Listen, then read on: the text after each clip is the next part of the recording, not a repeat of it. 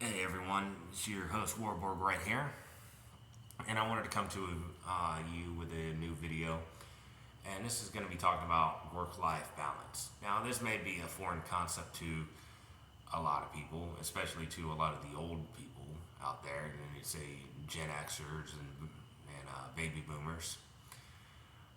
But I'm going to continue on with this video anyway, and say how work-life balance is now just a thing of the past.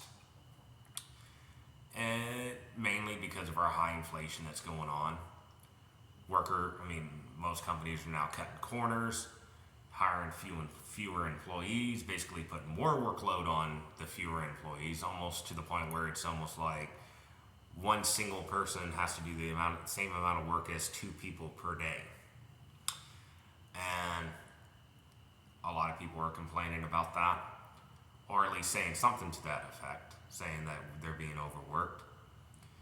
And a lot of the older generation, especially also these who are very right wing, Trump supporting assholes, will say, oh, well, you're just not tough enough. You need to toughen up. You need to man up, and all this other stuff in this mumbo jumbo. And I said, yeah, they can toughen up and all that, but at the end of the day, everyone has a fucking limit on how much they can take.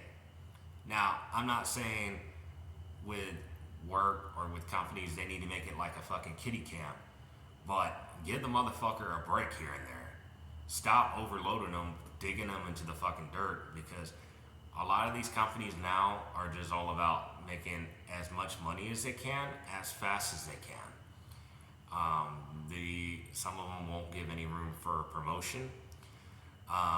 A lot of times, if some people need, say, a personal day, if they even mention the term of being burned out or being overloaded with work, that it's just chalked up as like, oh, you're just not tough enough. You're not tough enough, or they'll say, well, so and so is handling it just fine. How come you can't do it?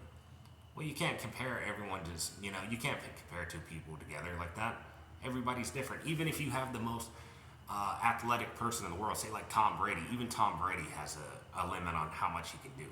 Like even with working out, he has a level where he can hit failure. It may take him longer to say hit muscle failure compared to the average person because he works out so much, but you get what I mean. He has a limit too, just like everyone else does.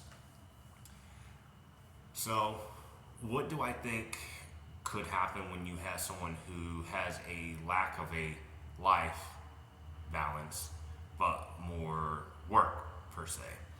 Sometimes that could lead to a lot of people going on to using narcotics. Now, I'm not, encouraging anyone to do drugs, just as a disclaimer.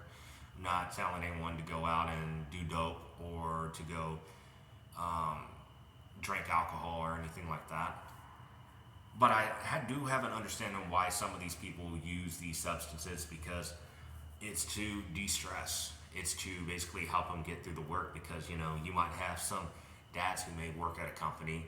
They find themselves in that mental trap where they are dependent on that company just to keep their livelihood going. And the work just keeps getting heavier and heavier and heavier and heavier and heavier, to the point where their bodies and their mind can't take it anymore. They're coming to work and they're just dragging. It's like they're just barely surviving off the skin of their teeth, as far as their work ethic goes. And it's not really the fact that they don't have any work ethic, it's just the simple fact that they're exhausted.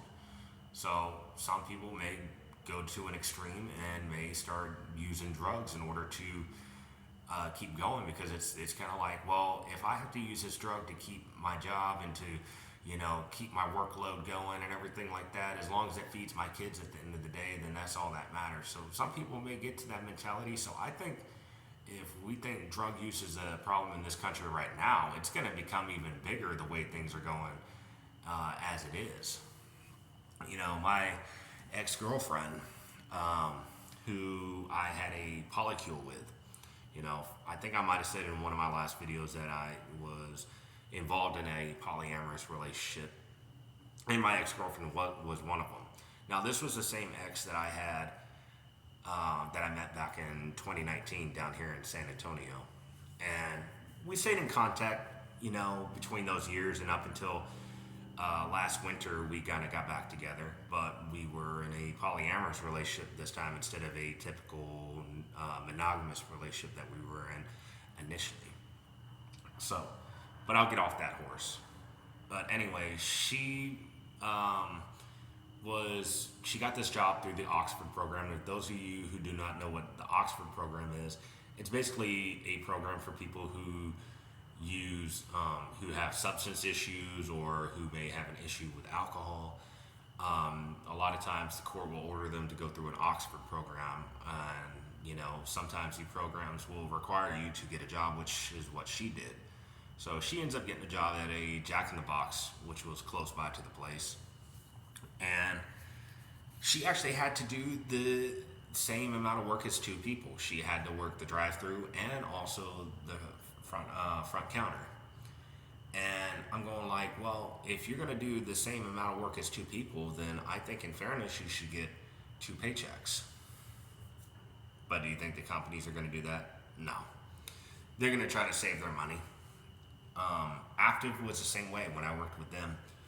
I worked with them for like 4 years, and I was always kind of brought up, with that mentality of like, if you work hard and you give it your all, good things are going to happen for you and everything like that. And that may be true to some extent, but I got passed over on promotion, and actually that's when I started seeing this whole rant about work-life balance. This is when I started seeing that with this job. This was, let me think. This was about 3 years ago, so that was the last time I worked with Aptiv. I worked with Aptiv until about June of 2020. At that point, I was done. But I'll keep a separate video for that.